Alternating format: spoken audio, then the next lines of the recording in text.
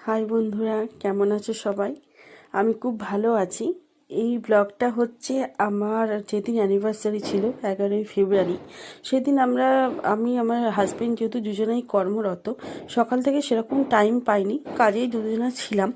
তারপর সন্ধ্যাবেলায় বাড়ি এসে রেডি হয়ে দুজনে মিলে গেলাম একটি সর্বমঙ্গলা মন্দিরে সর্বমঙ্গলা মাকে প্রণাম করতে।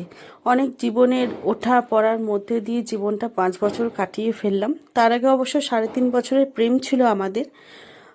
তারপরে অনেক ঝামেলা টামেলা হয়ে অনেক ঝামেলা হয়ে আমাদের বিয়ে হয়। যদিও প্রেমের বিয়ে একটা ইতিহাস, প্রত্যেকটা প্রেমের বিয়ের পেছনে আমি মনে করি যে একটা ইতিহাস থাকে, আমাদেরও তাই ছিল। এবং দুজনে হাত ধরে লক্ষ্য স্থির রেখে আমরা বিয়ে করি এবং বিয়ে করার পর আমাদের 5 বছর পূর্ণ হয় 11ই ফেব্রুয়ারি। আর আমাদের বিয়েটা হয় 11ই ফেব্রুয়ারি 2020, 27শে মাঘ। সেদিন মঙ্গলবার ছিল এবং এবছর আমরা দেখলাম যে আমাদের অ্যানিভার্সারিটা মঙ্গলবারই পড়েছে।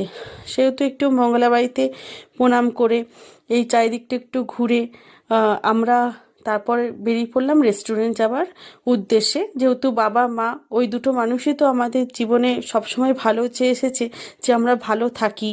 আর তো কেউ চায়নি আমরা ভালো থাকি, সুখে থাকি, ওই দুটো মানুষই চেয়ে এসেছে।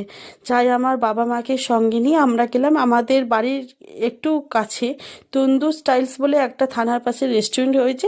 ওই রেস্টুরেন্টে আমি যদিও পুজোর আগে দুবার খেতে গেছি পুজোর সময়তে, তাই ওই কাছে পিঠে রেস্টুরেন্টেই গেলাম। গিয়ে তারপর আমরা ঠিক করছিলাম কোথায় বসবো।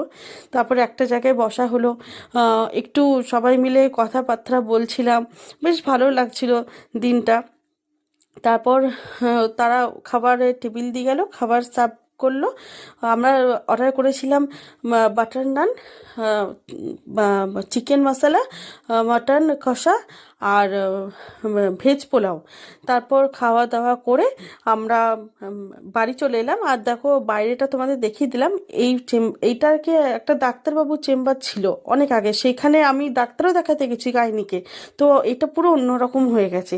তো কেমন